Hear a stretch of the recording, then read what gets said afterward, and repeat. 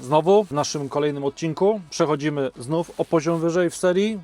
Zaczęliśmy, przypominam, od serii 2, 3000, 4 i przyszła na naszego flagowca w tej chwili w stajni Aupaxa, czyli model 5130. Kabina niezmieniona praktycznie, czterosłupkowa, tak samo jak w serii 4000 omawianej niedawno.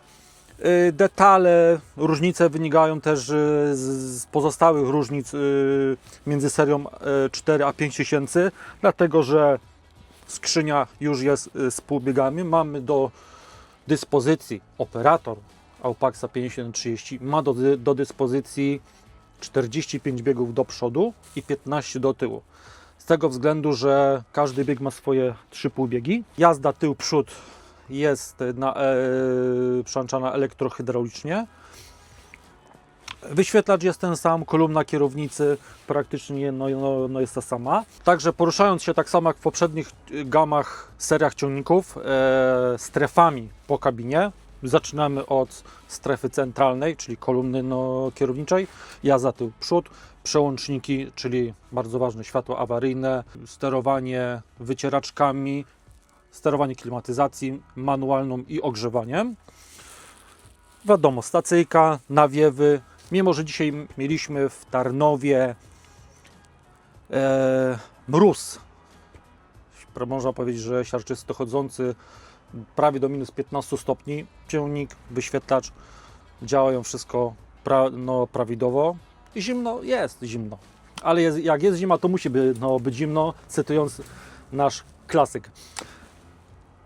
Lewa strona, kolejna strefa, identycznie jak w Aupaxie 410, czyli fotel operatora.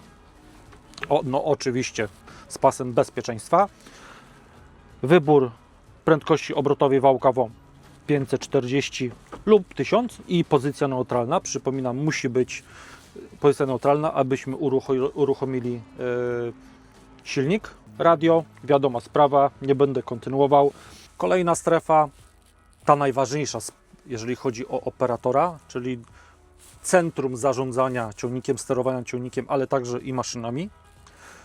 Czyli, tak jak wspomniałem, 3 dźwignie do sterowania 4 wyjściami hydrauliki roboczej. Wiadomo, tak samo kolejnym odróżnikiem, który odróżnia nas od serii 1000, czyli jest EHR tylnego podnośnika. Tutaj na tej prostej, logicznej konsoli ustawiamy wysokości, rodzaj pracy, czy siłowa, czy pozycyjna, prędkości i bardzo przydatny przycisk blokady na czas transportu.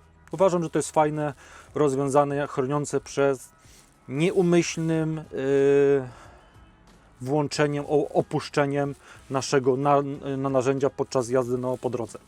A potem, jak już ustawimy, odblokujemy na polu, praca, podnoszenie, opuszczanie jest za pomocą przełącznika kołyskowego na wcześniej ustawione pozycje. Tak samo obok jest wybór zapamiętanych prędkości obrotowych silnika. Możemy tu wprowadzić 2. Też bardzo przydatna funkcja, powiedzmy sobie taka półautomatyka ciągnika. Dźwignia do biegów pełzających tak zwanych.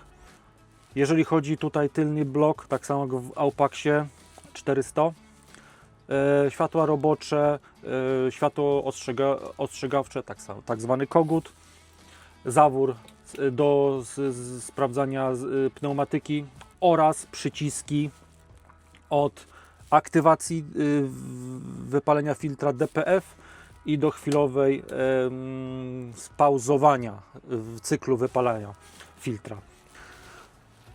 Tutaj przycisk, który też Wam omówiłem przy serii 4000, nowość w Aupaxach, także to jest w tym flagowcu, czyli tak zwany boost dodatkowy. Rzadko się spotkaliście, żeby operator mógł sobie w każdej chwili przy obciążeniu załączyć dodatkowe moc ciągnika. Myślę, że to jest przydatna funkcja. Jak znamy własne pola, wiemy, gdzie jest ciężej praca, nie wiem, jest mocniejszy kawałek ziemi, twardszej, suchszej. Aktywujemy sobie jeżeli mamy jakąś maszynę typowo uprawową, gdzie ten pobór mocy jest znaczący. Bardzo przydatna funkcja moim zdaniem. Gaz ręczny, funkcja auto dotyczy wałka WOM. Tak szybko, w skrócie, możemy sobie zaprogramować wysokość podnośnika, przy której nam rozłączy wałek WOM. Tutaj ten przełącznik doustawiamy, regulujemy agresywność skrzyni przy przerzucaniu półbiegów. Też proste, bo ciągnik ma być prosty, ekonomiczny, wygodny. I moim zdaniem Aupax wszystkie te 3 cechy spełnia.